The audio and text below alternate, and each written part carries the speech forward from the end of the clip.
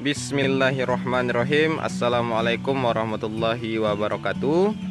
Selamat berjumpa kembali bersama saya di channel Peternak Gokil. Mudah-mudahan di channel ini selalu bisa memberikan informasi yang bermanfaat untuk teman-teman semuanya di seputaran peternakan ayam kampung broku semuanya. Oke, di kesempatan kali ini dan kemudian juga pertama-tama tetap semangat bagi teman-teman yang masih mengais rezeki, mencari rezeki, mudah-mudahan dimudahkan dalam mencari rezekinya. Kemudian bagi teman-teman yang masih kena sakit, mudah-mudahan segera diangkat dari segala macam penyakitnya dan segera diberikan kesembuhan, amin ya rabbal alamin. Kemudian juga ya di saat pandemi seperti ini, kemudian di saat kondisi sedang lagi PPKM seperti ini, tentunya masih banyak juga teman-teman kita yang juga kesusahan di luar sana. Mudah-mudahan selalu dilancarkanlah dalam setiap usahanya, amin ya rabbal alamin. Oke, di video kali ini kita mengupdate perkembangan dalam pembuatan kandang kita yang di video sebelumnya sudah saya share juga mengenai awal pembuatan kandang ini. Kemudian di hari ini, di video kali ini kita update kembali bahwa dalam tahap ini sudah hampir rampung pembuatan kandang kita. Sekarang juga kita plaster tipis, karena kan begini teman-teman, kenapa harus kita plaster tipis seperti ini? Kita licinkan jangan hanya sekedar batas seperti ini saja, karena kan takutnya ayam itu kekurangan mineral, akhirnya dia patok-patokin batanya, akhirnya berlobang. Nah, tapi dengan kita plaster seperti ini dengan semen yang memang keras, dia kan tidak mudah untuk mematok semennya. Jadi seperti itu. Itulah untuk kita antisipasi, karena sayang juga bro kalau dipatokin, ya khawatirnya proses pembaikannya juga lumayan juga kan. Jadi sekalian kita plaster juga, plaster tipis lah. Terus seperti itu. Nah, di situ ada Pak To kita yang masih standby, ya menemani kita dalam membuat kandang dunia peternakan. Kemudian juga ada Wa Amen yang selalu setia, konsisten dalam baik dari segi pembuatan kandang, sharing-sharing mengenai dunia peternakan. Dan ya sampai sejauh ini kita masih berusaha, berjuang dan berikhtiar. Mudah-mudahan apa yang kita cita-citakan untuk kedepannya itu bisa tercapai sesuai dengan harapan, tentunya seperti itu.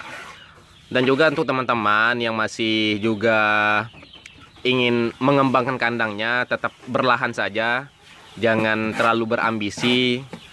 Ya berlahan dalam artian, pertama yang harus kita pahami sebelum kita membuat kandang postal seperti ini adalah pelajari dulu bagaimana cara pembesaran untuk anak ayam. Nah, kenapa seperti itu mas bro? Karena begini, dalam dunia peternakan, hal yang paling urgent itu adalah bagaimana merawat ayam dari kecil sampai besar. Nah, ketika kita sudah berhasil dalam perawatan anak ayam sampai dia dewasa, nah, ketika kita sudah mapan ataupun sudah merasa matang, barulah kita pengembangan dalam dunia ini, dalam dunia peternakan ayam kampung ini, yaitu buatlah seperti kandang postalan dalam artian kita mengembangkan diri untuk bermain di indukan bro. Nah, dengan adanya kandang seperti ini kan dalam artian ini adalah kandang untuk kandang indukan. Nah, nanti yang akan saya isi di sini adalah kandang indukan ini, itu adalah ayam KUB sama dengan layar modifikasi. Nah, sekarang itu baru 3 kandang. Kemungkinan untuk ayam yang sudah ada di kandang saya ini sudah ya cukuplah untuk 3 kandang ini. Nanti kan baru kita sambung lagi. Ini nanti dapatlah 4 kos-kosan untuk ayam. Jadi kata Wa Amin itu ini adalah kos-kosan, hotel ya. Hotel ayam bro. Hotel ayam. Berapa satu malamnya Wa Amin? Lumayan lah, 150 aja. 150 satu bulannya? Satu bulan? Satu bulannya 500. Harga satu malam dengan harga satu bulan itu lebih mahal satu malam bro katanya. Jadi memang di daerah saya ini untuk kandang yang memang seperti ini kan masih jarang bro, ada cuma masih jarang. Jadi juga kebanyakan ketika melihat ya di dalam kandang saya ini, wah kandang ayam aja pakai semen bro, katanya ke seperti itu. Tapi paling tidak dengannya ada semen seperti ini, kita kan dalam artian kita sayang dengan ayamnya, kita berniat untuk kedepannya itu adalah pengembangan di dunia peternakan ayam ini. Maka kita harus membuat kandang senyaman mungkin untuk ayam-ayam itu agar mereka juga bisa memberikan hasil kepada kita. Jangan kita hanya mengharapkan hasil, tapi kenyamanan dalam ayam untuk tidur, kemudian untuk diam di kandangnya itu tidak terjamin. Nah, maka dari itu, kenapa kita buat kandang itu senyaman mungkin, baik dari ayamnya ataupun breedernya. Itu untuk penataan kandangnya itu harus kita perhatikan agar bisa mendapatkan ayam-ayam yang memang berkualitas, bro. Nah, jadi seperti itu. Jadi jangan asal-asalan dalam dunia peternakan. Asal-asalan itu ya segera dijauhkan lah, karena kan kita juga nggak mau apalagi kan gimana ya, terjadi permasalahan atau trouble di dalam dunia peternakan kita ini. Kalau terjadi trouble atau permasalahan itu dalam peternakan kita ini, kan juga kita yang pusing, bro. Nah, maka dari itu ini juga sebagai pemacu penyemangat kita, karena kandang kita bagus, ya otomatis kita harus pemeliharaan peternakannya harus bagus. Jadi harus saling sinkron.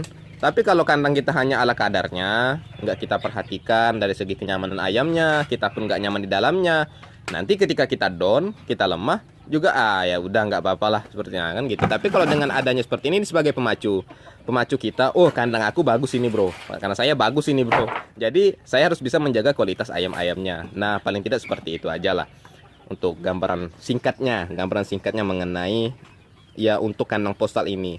Kandang postal ini penting apabila teman-teman itu mau mengembangkan di ayam yang bersifat dwiguna.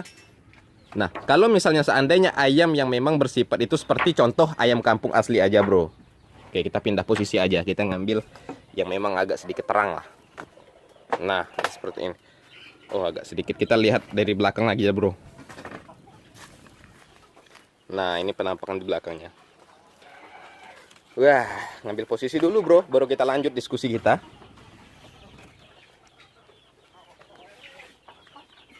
Nah, di sini aja, bro. Nah, kalau kita mau memelihara ayam yang bersifat dwiguna, contoh seperti saya bilang di video sebelumnya, ada ayam KUB, ada ayam layar modifikasi, kemudian ada ayam AKY, ayam kampung Yudhistira. Kemudian juga banyaklah ayam-ayam yang memang bersifat dwiguna yang dikembangkan teman-teman peternakan yang ada di luar sana. Cuman untuk skala di daerah saya ini yang ada itu ayam petelur khususnya, secara lisensinya itu yang masih terjaga itu adalah ayam KUB. Sejauh ini saya hanya tahu ayam KUB itu di daerah saya ini belum pernah menemukan lah. Tapi kalau sejenis ayam Arab ataupun ya ayam Bangkok, ayam Pakoy, atau ya seperti apa lagi, pokoknya seperti itulah. Tapi sejenis ayam KUB memang belum ada. Jadi memang saya makin tertarik mengembangkan ayam yang bersifat dwiguna seperti layar modifikasi KUB. Nah, nanti akan kita datangkan juga lah, kita coba untuk sharing-sharing sama dengan teman saya yang ada di Sumatera Utara, yaitu Bang Rian Herpianda yang memiliki channel peternak ikhlas itu. Beliau juga ada King Gor yang kemarin beliau tetaskan. Nanti kita coba minta beli telurnya untuk F1 gorilanya lah, paling tidak kita untuk mengambil genetik agar pertumbuhan ayam itu lebih cepat lagi. Jadi seperti itu. Nah, kenapa tidak ayam kampung kita letakkan di sini, bro? Nah, tentu hal yang harus kita perhatikan itu adalah kalau ayam kampung itu otomatis secara jumlah pakan juga akan semakin banyak dibutuhkan mereka. Karena begini, bro, ayam kampung asli adalah ayam yang memang bukan tipe ayam yang genetik petelur.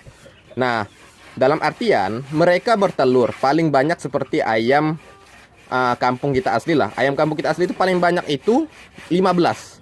Kalau ayam Bangkok 8-10 butir telurnya. Nah, jadi dalam artian belum lagi dimakan waktu masa angkrem, kemudian masa asuh anak. Sudah berapa? Hampir 1 bulan. 1 bulan lebih lah, bukan hampir lagi, 1 bulan lebih, bro. Waktu yang dimakan untuk ternak ayam kampung. Kalau kita gunakan postal seperti ini, otomatis kan nggak mungkin kita membiarkan ayam itu tidak makan. Dalam setengah bulan itu kita selalu kasih pakan. Tapi dengan ayam dwiguna itu adalah ayam yang memang bersifat sebagai genetik petelur, secara pedaging oke, pertumbuhan oke. Nah, dalam artian secara produksinya lebih tinggi daripada ayam kampung biasa.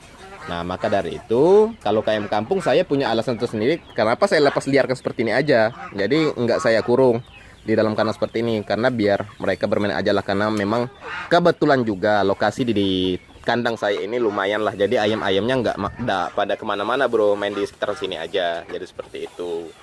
Nah, mungkin sekian. Pertama, pahami dulu bagaimana cara kita untuk pembesaran ayamnya. Kita pelajari dari pembesarannya dulu.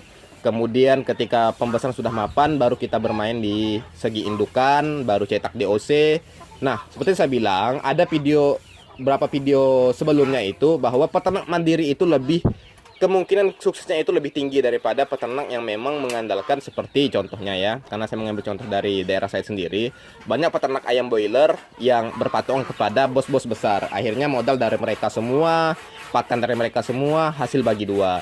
Tapi kalau kita peternak ayam kampung ini, memang banyak mindset orang-orang di sekitar, orang masyarakat yang ada di baik dari daerah saya ataupun di Indonesia, itu beranggapan bahwa ternak ayam kampung ini lama, butuh waktu 3 bulan untuk panen. Oke, kalau kita misal seandainya kita ternak itu hanya satu tingkatan aja dalam satu kali penetasan, 1 bulan berikutnya baru netas lagi.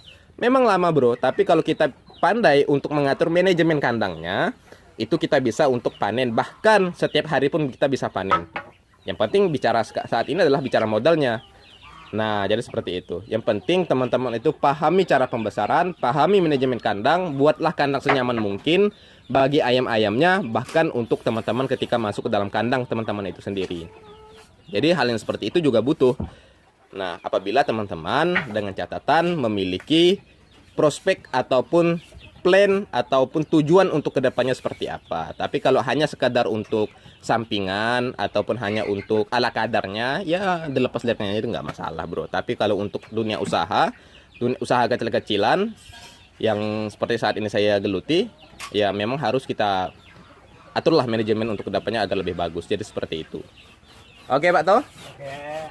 Pak To kita nih ahli dalam semen menyemen bro. Jadi kalau misalnya seandainya untuk teman-teman di area Ketapang, kita promosikan ini untuk area Ketapang, Pak To sama dengan Wa Amin ini ahlinya bro dalam dunia tukang ini.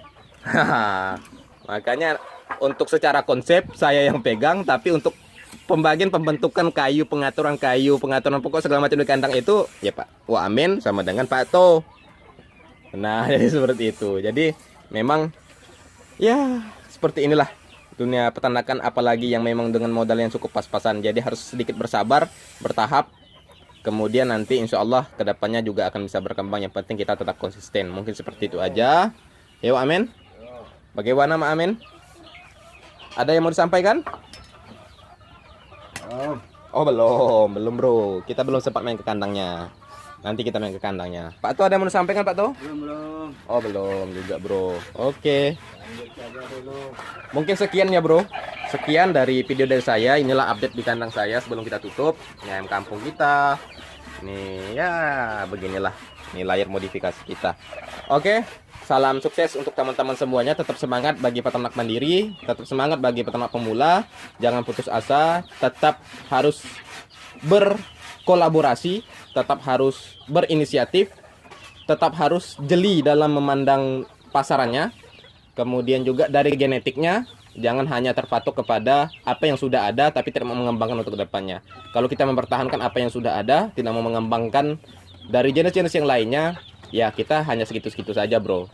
Yang penting kita punya plan lah, tujuan untuk kedepannya. Saya akhiri, mohon maaf apabila kata-kata yang salah.